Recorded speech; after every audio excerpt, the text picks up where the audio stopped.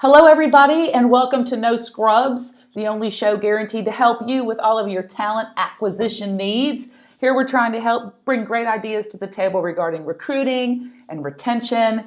And we always want to bring really great people, cool people, smart people to start some great conversations. No Scrubs is brought to you by the great folks at Fistful of Talent, of which I'm a contributor, and of course, JobVite. That's JOBVITE. We always thank them for their support. So let's get to it. I want to introduce our guest. Our guest is also a Fistful of Talent contributor, Mr. RJ Morris. How are you? Dawn, I'm great. How are you today? I'm doing well. I'm doing okay. I'm a little under the weather. So I've got some coffee here, and I have a soda. I can't really do product placement, but it's high energy and it has green lightning bolts on it. So I'm doing okay. How are you? I'm great. A little under the weather as well. I think we're both. My joke is that I'm getting beat down by some type of super bug, but it's going to be fantastic. Typical spring cold here in the Midwest, but I was looking forward to this conversation. I'm still looking forward to it. Oh, me too. I'm in Birmingham, Alabama, and you are in St. Louis, correct? I am. Which I love St. Louis. Had a couple of other St. Louisers on this show. Of course, what's not to love about St. Louis, right? We're a hotbed of HR talent here in St. Louis. We're the little known minor leagues of the human resources world. So is Birmingham, Alabama. Apparently, who knew? Absolutely. Who knew? But yeah, we're dealing with the pollen, like the attack of pollen right now. So we're going to make it work, RJ. We're going to suffer through this, right? We're going to make it work. All right. Well, listen, today we're going to talk about Facebook. Yes, your long lost uncle. And we're going to talk a little bit about a post that was sponsored by JobVite that I wrote last month called HR Tip. Facebook is still kicking and working. And really the overall gist of it is, although Facebook isn't getting as much love from the blogging community, because again, it's a little more middle-aged, right, RJ? Yeah, absolutely. We could be having this conversation and we could act like we're revolutionaries back in 2009. Right. So, but the whole point of this is it hasn't gone away. And so when we talk about talent acquisition, naturally you should be learning more about Instagram and Periscope and Snapchat. But today we're talking about our good old perennial favorite, Facebook. And what inspired me to write the post is I was actually at a Daxco, company I work for is Daxco. I'm the VP of people there. And we had a team building, and somebody said to me, hey, you know what I love about you, Dawn? I love that you're engaged with me on Facebook and other social media, because when I talk with you at work, it's not just about HR stuff. It's about real stuff. So there we go. And one thing I have to do, RJ, we gotta rewind a minute. Tell the folks about you. My gosh, how could I not introduce you better than that? Tell everybody what you're up to and where you work, what you do. I just figured you wanted to get right to the heart of the matter. Right. Yeah, so my name is RJ Morris. I work in St. Louis, Missouri. I work at a company called McCarthy Holdings. We're a $3.3 billion large-scale commercial construction firm. I'm the Director of Talent Acquisition and Management. What that means is I get involved in really anything that has to do with getting talent, managing our talent, getting them better, figuring out what we need. We spend a decent amount of time on forecasting and analytics. Okay. But I also roll up my sleeves and get to hang out with the recruiting folks as often as I can, because that's where I came from. Okay. So you have a history of recruiting. Is that your sweet spot? Yeah, I grew up in recruiting and started off, graduated with my liberal arts degree, couldn't find a job. Thankfully, somebody in recruiting hired me, taught me how to do the job, and I ended up being halfway decent at it. And I hate to say that was like 19 years ago. I know. Hey, so what was your liberal arts degree in? English, the highly marketable and highly compensated English degree. Hey, you know what? I got my fine arts degree. Theater. It's funny because we're doing a bunch of case studies right now for our advanced leadership group. It's just kind of a group of our more senior leaders. And so I'm flexing the creative writing muscle. That's awesome. Back in my English degree as I'm making up case study material. It's fantastic. That's awesome. My mom would be so happy the student loans are finally. Exactly. And one thing that everybody needs to know, if you don't already, RJ is also a contributor at Fistful of Talent. How long have you been writing for Fistful? I don't know. man, at least 7 or 8 years, I would say. Yeah, I think I started like 2007, 2008, and you were in on it then, right? Geez, yeah, I guess I haven't looked at it. I haven't even thought about it. I just, I bumped into the great Jessica Lee Hmm. and started talking with her. She asked me to do a guest post, or I probably begged her to do a guest post. Right. And they've let me stick around for quite a while, which is awful nice. Which It's means that your creative writing, again, if you guys want to see some good writing, or rather read, see, just embody some good writing, read RJ's post on Fistful of Talent for sure. a shameless plug for FOT. It's the best part. It's the best part of my day is when I get to read what you and the rest of the contributors have done because I laugh and get smarter every time I read something. It's a fantastic site. That's fantastic. All right, now let's get down to the nitty gritty of Facebook. So, you're a talent acquisition guy at heart. Certainly, you're also in HR shops. So, in your opinion, is Facebook still kicking from an employee engagement standpoint or from a candidate engagement standpoint? Absolutely, and the main reason why is just sheer volume. The numbers speak for themselves. There are more people engaged with Facebook that are in our target demographic than really on any other site, and certainly engaged on a more regular basis. So a lot of people will post to LinkedIn, and then they'll never go back to it, other than Yeah. to maybe check in every now and then to see who's viewed their profile. But most people are posters and stoppers at LinkedIn. Facebook's an ongoing, continuing engagement. Again, you can make the argument that younger generations are perhaps going to different tools, but they haven't flown Facebook. It's still a site with a huge critical mass, and so therefore you've got to pay attention to it as any type of HR professional. You know, what's interesting, when I was doing a little bit of research for this particular post, I got a stat that said 72% of all adult internet users and 62% of the entire adult population, okay, the entire adult population is on Facebook. So those were some formidable stats for me as well regarding the sheer size and reach of what I would say is probably a more targeted demographic.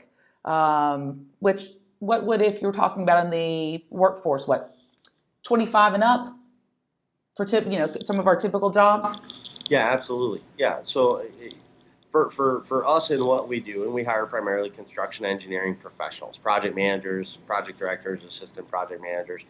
That demographic is not on Snapchat to the same volume at all that they are on Facebook. Again, it's not a new tool, right? You and I No. aren't telling anybody anything. That the theme of your post was that it's still a viable tool to reach a large critical mass of people, and I think that thesis is perfectly valid. Sure, very good. So, um, in your opinion, as a talent acquisition guy at heart too, what other social media platforms do you think, though, do bring? Again, we kind of have two boxes here, RJ. We have employee engagement, your current employees, and candidate engagement.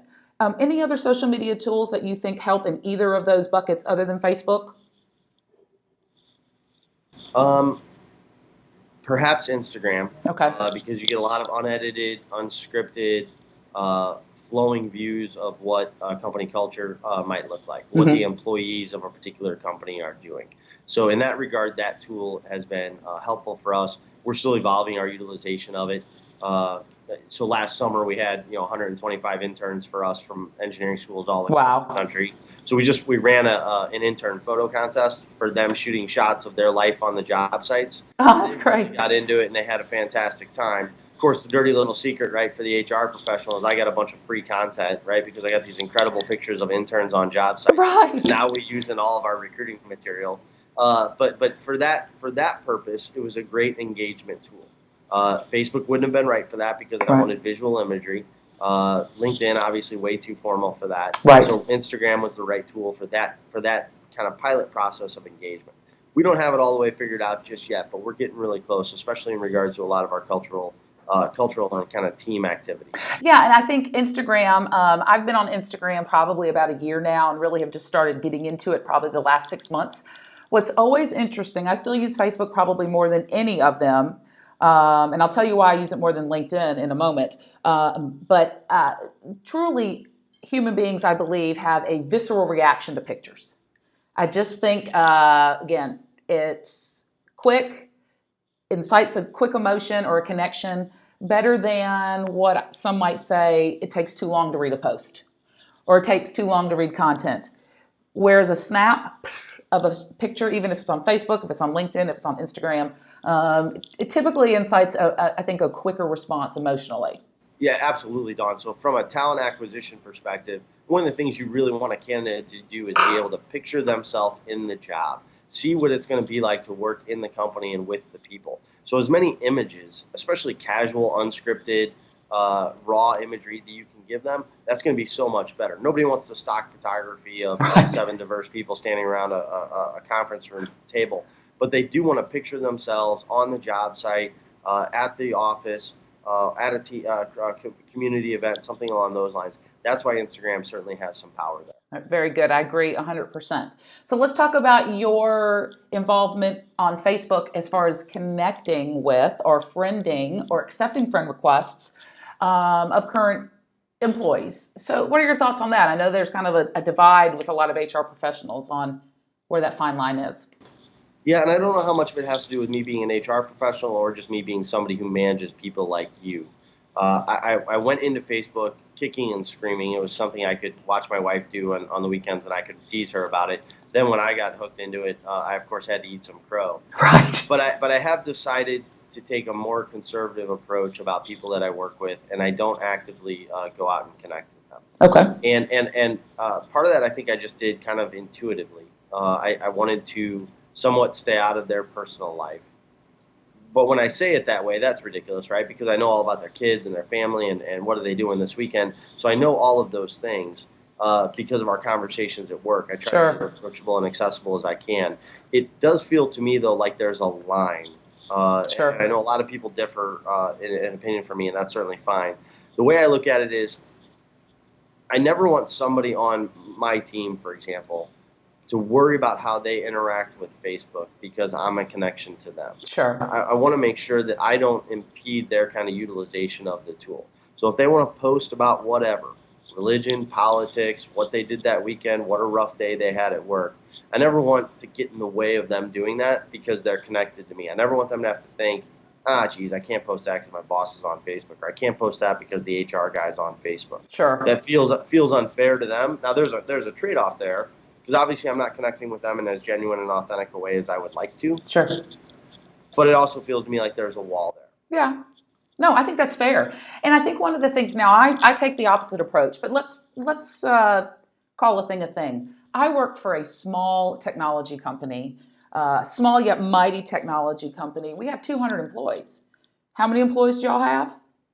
About 3,400. Okay, so sometimes as you scale, it's going to be a lot harder to really, pragmatically be connected with a lot of your employees or team members. Me, it's a little bit different, and I also have access to really everybody, virtually all of those 200 folks, in a lot more intimate way than probably an RJ Morris at a 3,400 person company is. So a little bit different there. So there's the disclaimer. But I think what people have to be very clear about is, if you're going to connect with employees on Facebook, if you're in a leadership role in particular, first of all, how are you using Facebook? All right. Some people just use Facebook to read posts or to get news. Other people use it to vent about politics or religion. Other people, I think the vast majority of people use it just for typical engagement. We're talking to friends. Just there's no agenda to it. But you really need to identify how do you use it.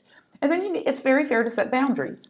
Now, with me, I have to be very cognizant, though, of the things that I put on Facebook. All right.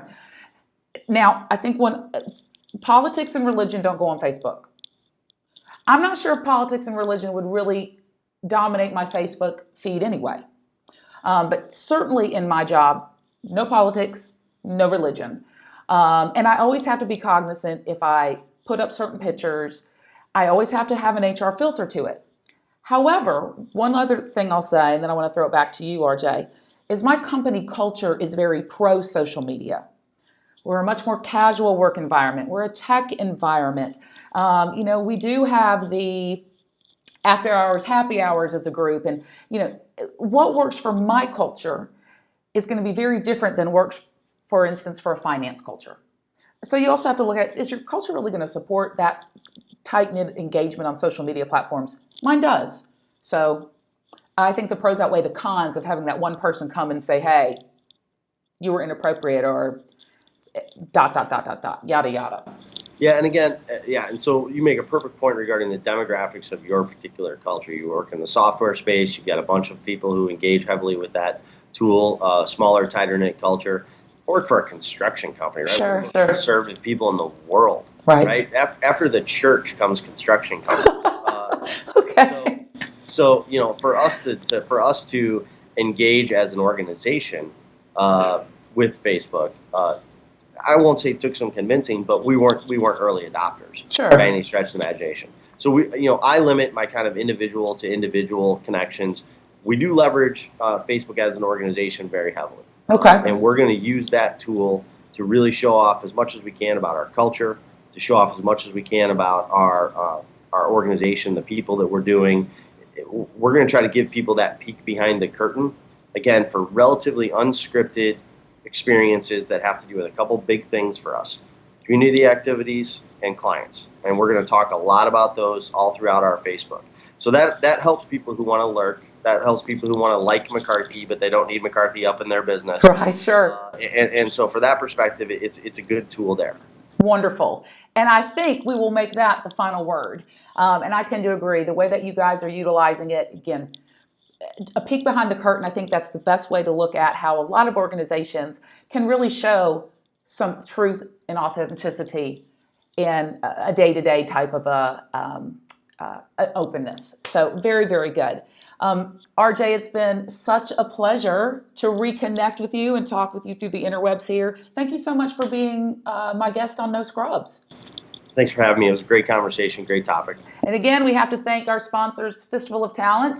Again, read this man's post on Fistful of Talent. And of course, our sponsor, Job Fight. And with that, we'll say goodbye. See you next time. Bye, everybody. Thanks.